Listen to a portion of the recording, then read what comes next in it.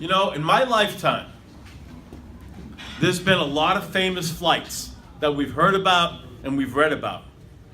How many people in the audience remember the miracle on the Hudson when the plane landed in the ocean in the middle of the winter and not one person died? How many people, raise your hand if you remember that famous story? Sully. They made a movie called Sully, directed by Clint Eastwood and starred Tom Hanks. Well, we all know the pilot was Sully, but the critical air traffic controller on that flight was Long Beach resident Patrick Harten. Now, I have never met an individual that knows more about aviation than my friend Richard Kaplan.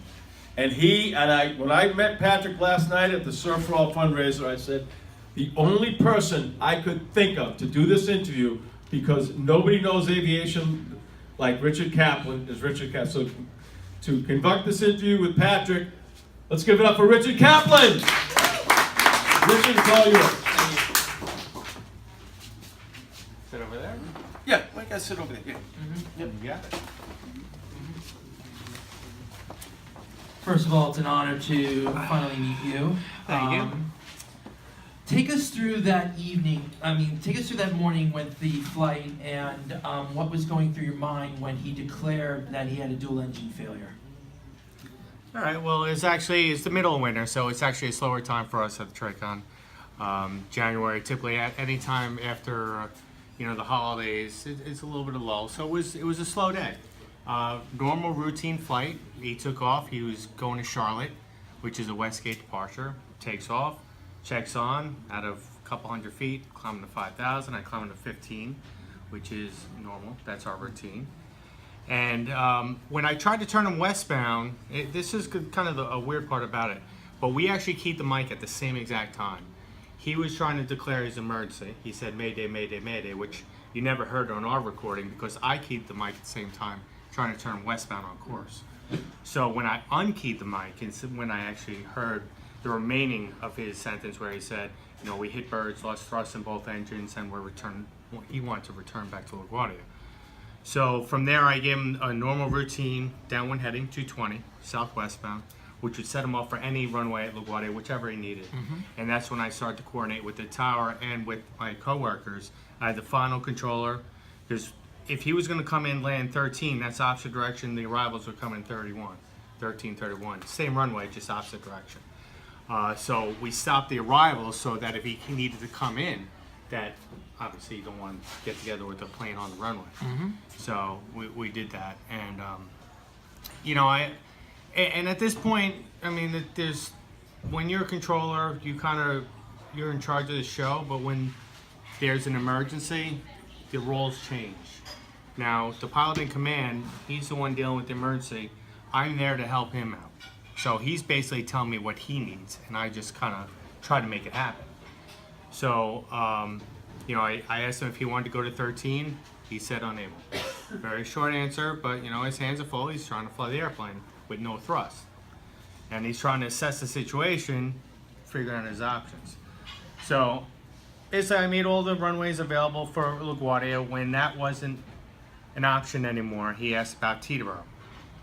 Coordinated quickly with Teterboro. Got him runway 1, which would have been the easiest one for him to make the approach if he was going to go that way. Unable, we're going to be in the Hudson.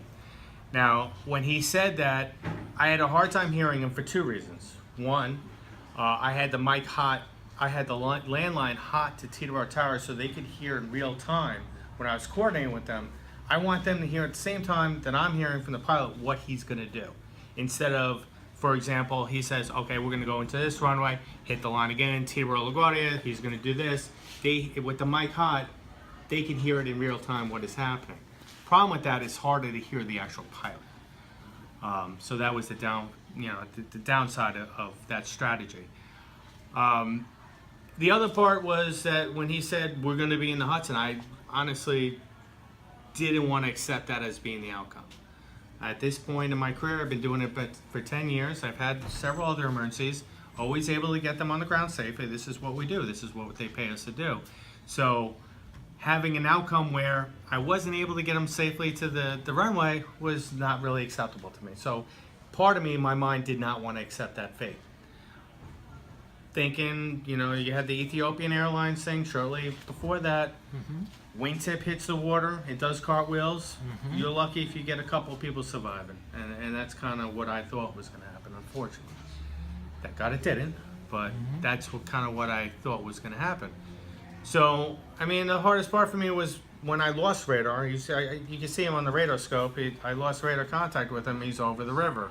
And saying radar contact losses, it's kind of, it made everything final, you know? So, that's pretty much the rundown. Now, obviously, a lot of people have seen. How many people have seen the movie Sully? Okay. Yeah. Now, a lot of people believe Sully. They believe the film. I saw it, and right away, I had a lot of second guesses on it. Mainly with the way the NTSB was portrayed in the film, the way the air traffic controller. Obviously, you were shocked when you heard that he was going to land in the Hudson. I don't doubt that for a minute. Any controller would be shocked. Right. I mean, you don't expect a A320, which is a twin-engine jetliner, for those who don't know, to land in the Hudson River of all places, which is congested. What did you take away from the film, and how accurate do you feel this incident was portrayed in the movie compared to what happened in real life? I thought they did a pretty good job. Of course, it's Hollywood, so they're going to take some liberties, embellish a little bit. The NTSB, I don't really feel like they were the villains that they were portrayed in the movie. I think they kind of embellished on that. They did ask a lot of the questions that they showed. They did ask, but that's their job. They have to ask these questions because their job is to figure out what went right and what went wrong, so that we can learn moving forward and not make the same mistakes, or learn from what went right and try to encourage and train people to do the same thing. I did not cry. They did that in the movie. It's you know, air traffic controllers are very type A, and you never show weakness. Just want to throw that out there.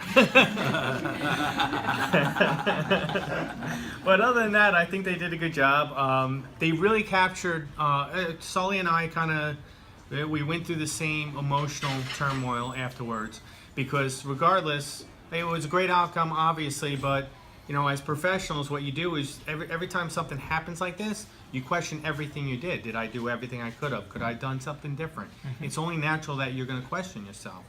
And the possibility of what the outcome could have been weighed heavy on myself and Sully. I mean, he had nightmares. I didn't sleep for almost 2 weeks.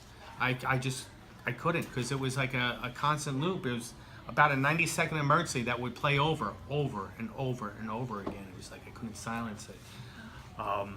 Just because it was one of these events that it could have gone so bad. So yeah, it was a tough one, but the movie was very good. Now, one of